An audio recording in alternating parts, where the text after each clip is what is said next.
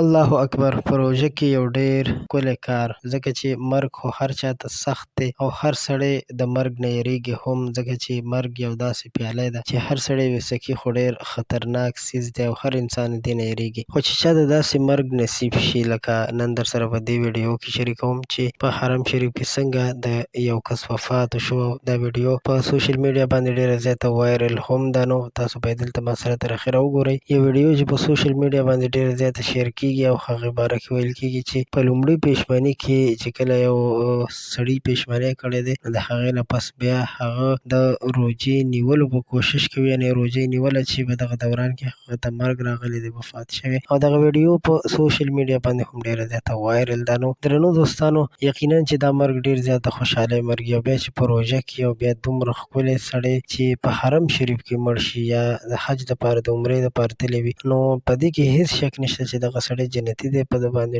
ډایرکټ جنت چې کوم دی هغه ورکړل شوی دی ده ته. او یوه ډېره زیاته د خوشحالۍ خبره هم ده چې د یو چا مسلمان ورور جنت ته لاړ شي. نو دا واقعه چې ده نن سبا په سوشل میډیا باندې ډېره زیاته په ټرینډینګ کې چلیږي، ډېره زیاته وایرل ده. ما غوښتل چې ویډیو یې تاسو سره شریکه کړم، ځکه چې تاسو هم د دې خبرې نه خبر شئ. خو دا ویډیو چې کومه شیر کېږي، ډېر خلک دې ته دا نوم ورکوي چې دا د حرم شریف ده. قدرمنو دوستانو، بالکل دا د حرم شریف ویډیو ده او د عمرې دپاره یو کس تللی یا د حج دپاره دا واقعه هلته مخې ته راغلې ده. خو خلک یې بیا روژې سره تړي چې دا کار په روژه کې شوی دی، نو دا په روژه کې نه دی شوی. دا ډېره مخکینۍ ویډیو ده او د دې ډېر وخت شو، خو اوس یې خلک رالي او د روژې په مناسبت یې دغسې ویډیوګانې پرې جوړوي او شریکوي یې. نو تاسو ته هم پکار دي چې الله پاک نه ډېرې ډېرې دعاګانې وغواړئ، ځکه چې مرګ خو هسې هم راتلونکی دی، خو که یو څوک مرګ غواړي، نو پکار ده چې الله پاک نه دغسې مرګ غوښتنه وکړي، ځکه چې د ټول عمر دپاره کامیابي ده. د ویډیو د کتلو مو مننه. خپل نظر راسره ضرور شریک کړئ.